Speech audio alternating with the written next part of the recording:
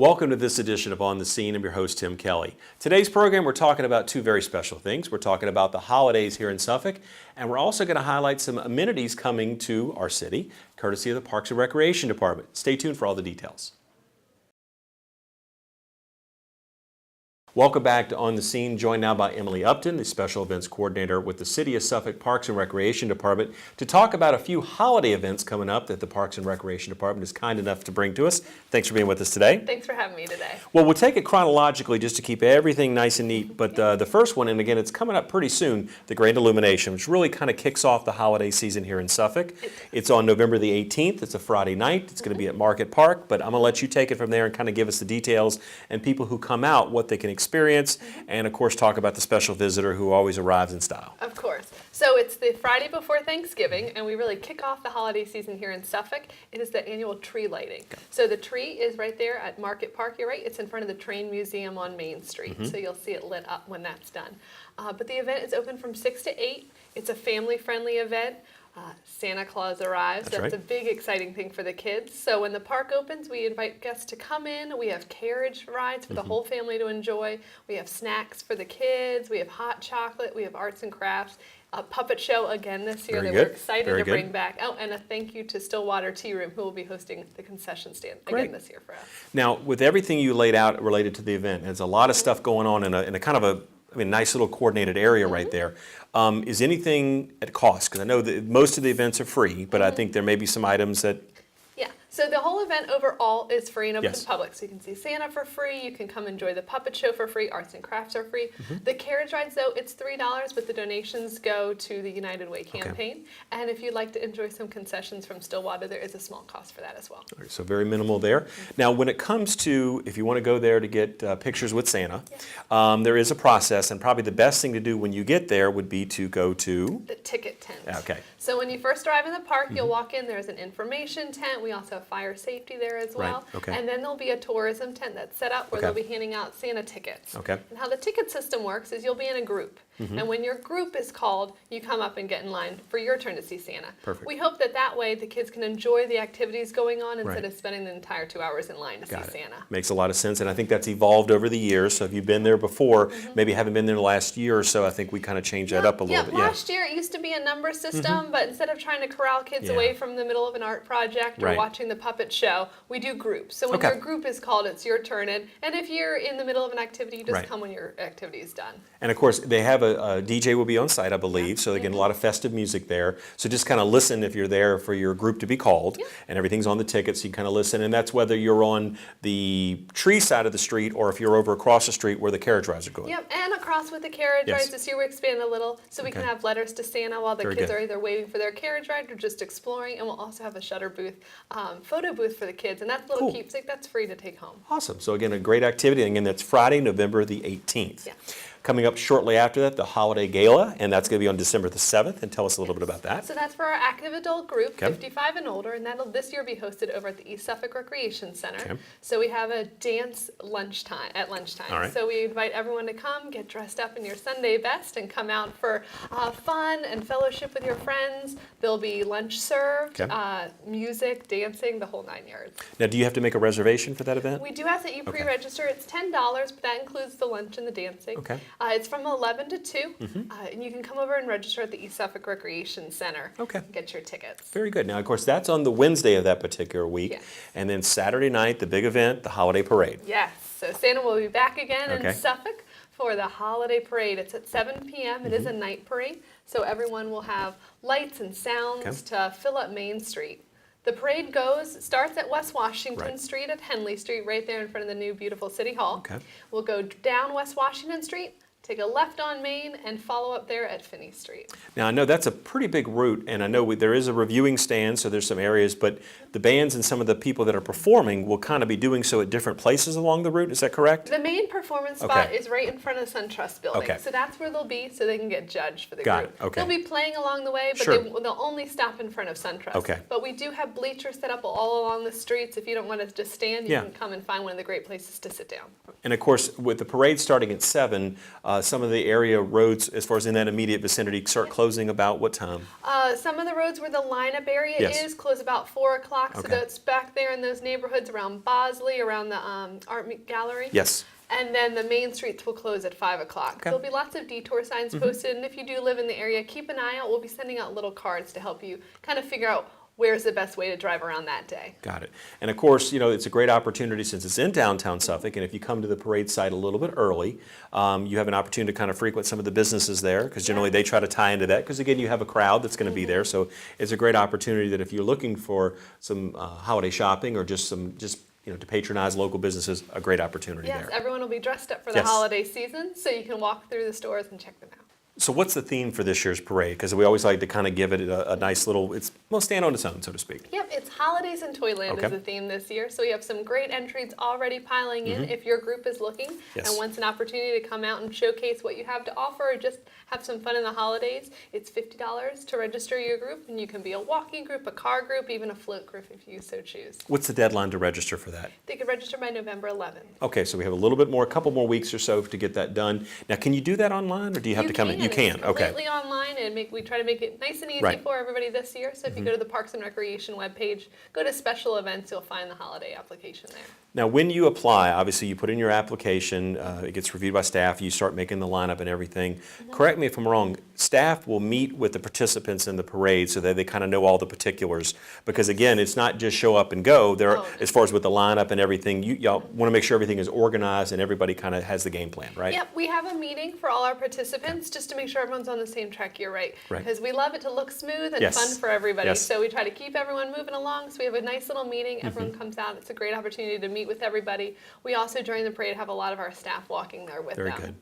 And again, everybody, and that's truly a city effort on this one, because it's Yes, Parks it and Rec, is. it's the police department, the fire department, planning and community development, Public Works. There's a lot of different departments, probably a lot that I didn't even name there, that kind of come together to make sure this parade is a success, again, for our citizens. And again, it's at night, so you get a chance to have all the lights, the festive atmosphere. It just really works really well.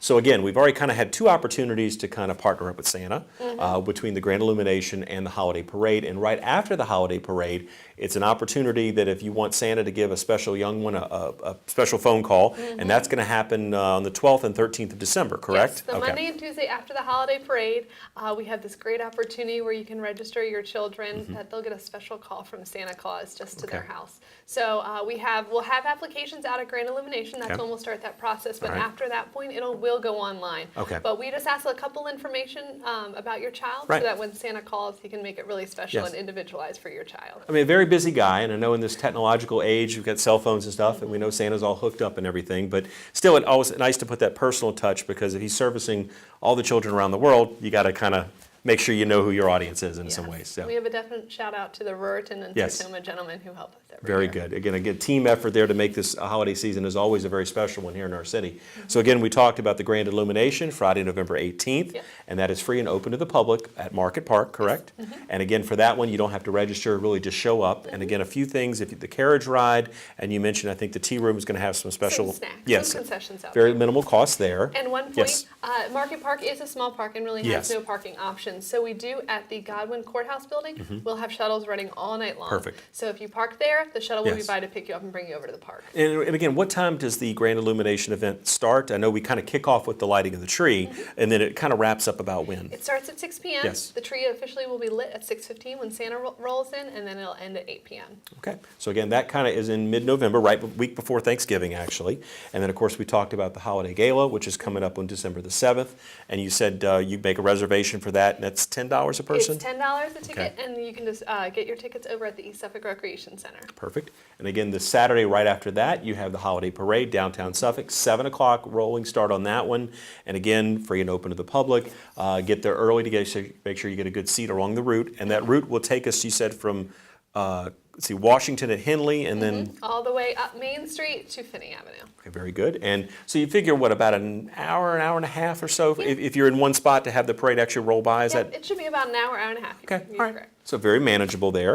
And of course, the weather will be great, right? Yes. Okay, knock on wood. Yes, last year's was fantastic. Yes, We hope for yes. that again this So we're going to get the carbon copy there. And of course, everything kind of wraps up a little bit. We talked about the Santa's Calling. That's on December 12th and the 13th. And for that, You said the registration will actually begin at the Grand Illumination. Yes, and then we'll go online, and that is free. Right. So if you'd like your child or many children to be called, Yes. that is all free. And again, when we talk about the website, it's a very easily accessible point. And when they're on the website, is there anything they need to look for? Is there a holiday button or anything to direct them to register for some of the things we talked about? If they just go to the Parks and Recreation page and look for the special events tab. Special events. And again, I think throughout the year, you'll put different things in there. So if you're looking for things that are going on, that's a good resource to go to tap into and get registered for some of these things.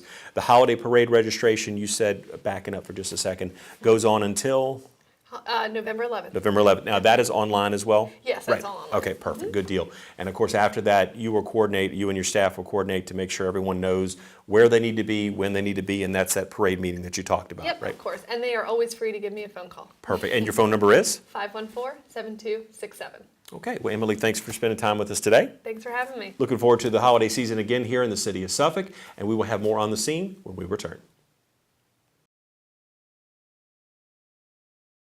Welcome back to On the Scene. Joining us now is the Director of Parks and Recreation, Lakita Watson. Lakita, thank you for being with us today. Thank you for having me, Tim. Yes.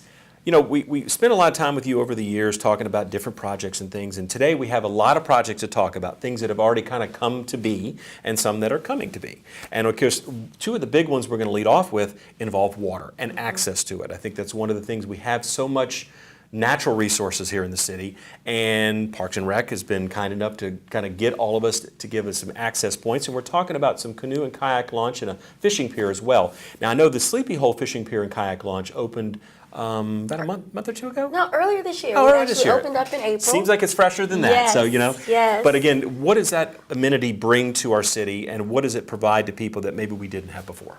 Well, one of City Council's goals, of course, is an emphasis on leisure, health, and wellness. And that includes access to the Nansemond River. Right. And the Sleepy Hole Fishing Pier Canoe and Kayak Launch offers that access. Understand that there are no other facilities like this for the Nansemond River where individuals can go out and actually fish, Right. canoe and kayak. And it was definitely for us an important feature because we had heard through our master plan, community meetings, through our surveys that this is what our citizens want. It's a beautiful river, and access is definitely something that we want to be able to give.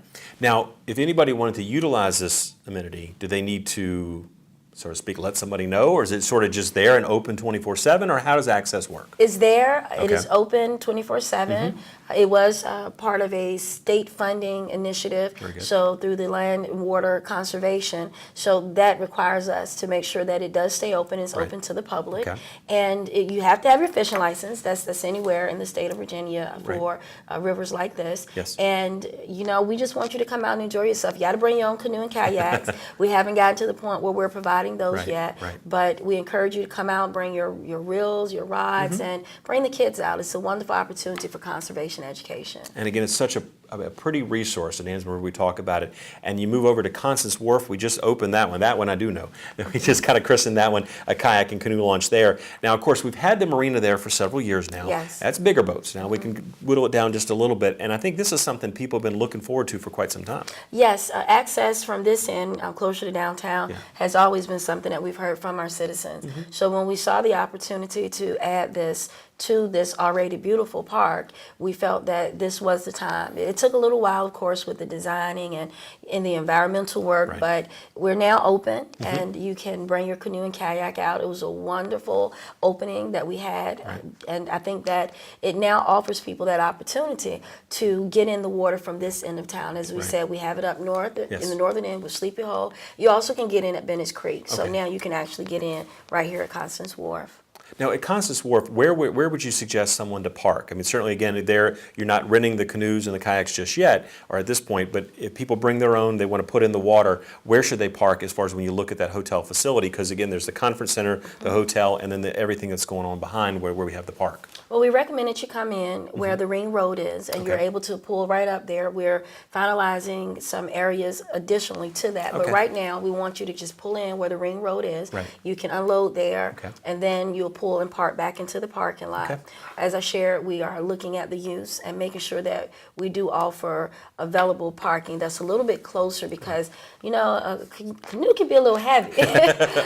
But we look at it also as an opportunity for us to see where we're starting at. You know, this is a beginning for us, but you Yes. can pull right up there, right off the ring road. You can't miss it because if you come in off of Constance Road, the canoe and kayak launch is off to your right. Okay. So we would encourage you to come to the back of the facility, pull up as close as you can, Yes. and then we encourage you to go back and park in the hotel parking lot. Okay, very good.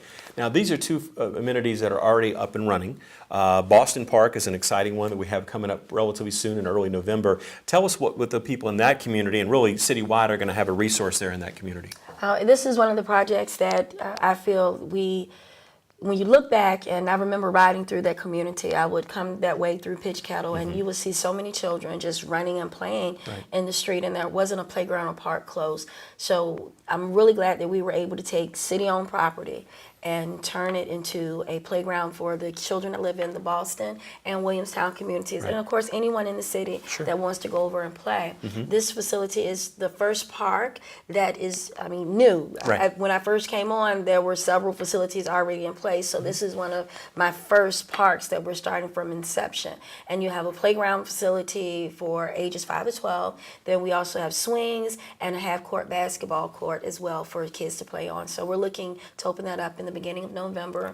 And it's just something that's going to be great for that community. It's right off of Lincoln Avenue, right across from St. Paul Baptist Church. So we're just excited, Tim, with all these wonderful things we have and opportunities we're giving to the citizens to play. Yeah, and I think you noted another great thing about that project is the fact that you said it was city-owned property. So Yes. again, we didn't have to worry about purchasing anything. No. Just get the permits and everything lined up, and you're ready to go. And again, that community, and I guess even the neighboring communities will benefit. I mean, Yes. there's so many neighborhood parks, and you have the bigger regional parks within the city that are spread out. I mean, just to kind of populate and maybe fill in some of the gaps that may exist Yes. in some areas, a great opportunity to do that and help grow the ability for residents to be able to get out, exercise, just enjoy their community. Yes. Very good. Yes.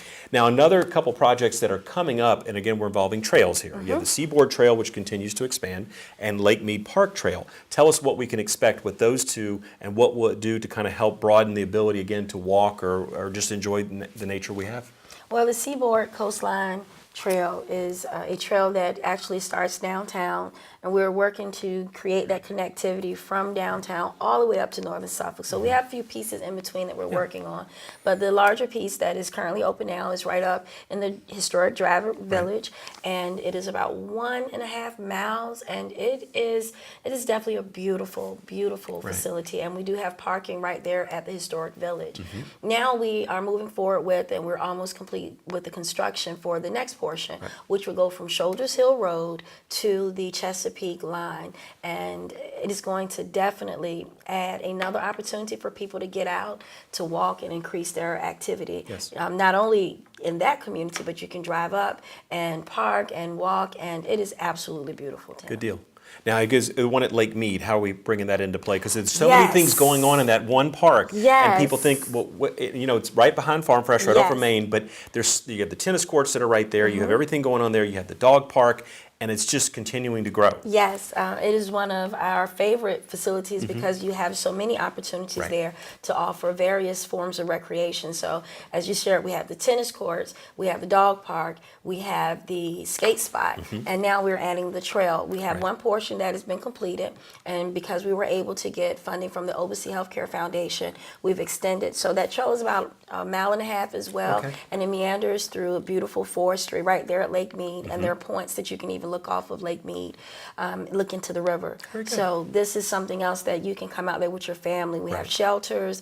It's just a wonderful opportunity Yes. in Suffolk for you to park, and so many things for you to do. There are restroom facilities there, and it is just another opportunity for us to add to our ongoing connectivity in our community. And I think, again, with some of these projects we're talking about, there was some grant funding and things involved. So, again, Yes. we're really able to leverage any kind of local commitment on that part with some of our other partners that we work with to make these things grow and really continue to develop the Parks and Rec system within our city. Yes, and the Department of Conservation and Recreation actually was another partner with the Lake Mead project. Right. We find it's very important for us to work with others and try to maximize what we have exactly, what we're getting from the community and the Yes. citizens as Right. it relates relates to taxes, but to be able to partner and get with other groups and find funding is very important to us because that allows us to do bigger and better things for our community. Very good. Well, everybody likes bigger and better. So Yes. again, continuing to grow here in the city of Suffolk, the city as a whole, certainly Parks and Recreation, a major player in that aspect to provide those recreational and exercise opportunities. Again, we have the two recreation centers. You got East Suffolk, you have Whaleville that's come on board, and my understanding is that place is really hopping as far as what people are utilizing it for. Yes. And again, filling those areas around the city to give everyone a broader scope as far as what we have to provide. You talk about the two wharf projects, you talk about the park and the walking opportunities with some of the trails. It just continues to grow, and I think it's a good smart growth philosophy tying in with City Council's goals and objectives and what you're getting as far as feedback from the community. Because I know Yes. that's one of the big things. You don't want to put something somewhere and well, we didn't really need or want that, but you're really reacting to what the community is looking for, and I think that's great that y'all are able to do that and plan in that manner. Yes, and it starts with a plan, and, Yes. and quickly we have 3 other things that are happening.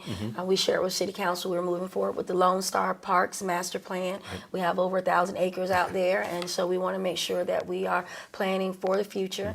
We also are moving forward with an aquatics feasibility study, something else that our citizens have shared they're interested in. Correct. How do we bring an indoor pool facility to Suffolk? So we're just in the planning phases of looking at what's the most feasible way and what type of facility, Yes. but everything starts somewhere. So hopefully I'll be able to come back in a year or two and say to you, hey, we're opening up new things That'd at be Lone great. Star and we're Yes. opening up an aquatics facility. But we're really thankful to City Council and Yes. administration for the support and the citizens that are sharing what they need. Well, Lakita, thank you again for your time, and thank you and all your staff for what you do to make our city so special. Well, thank you, Tim. Appreciate that. That would do it for this edition of On the Scene. I'm your host, Tim Kelly. We'll see you next time.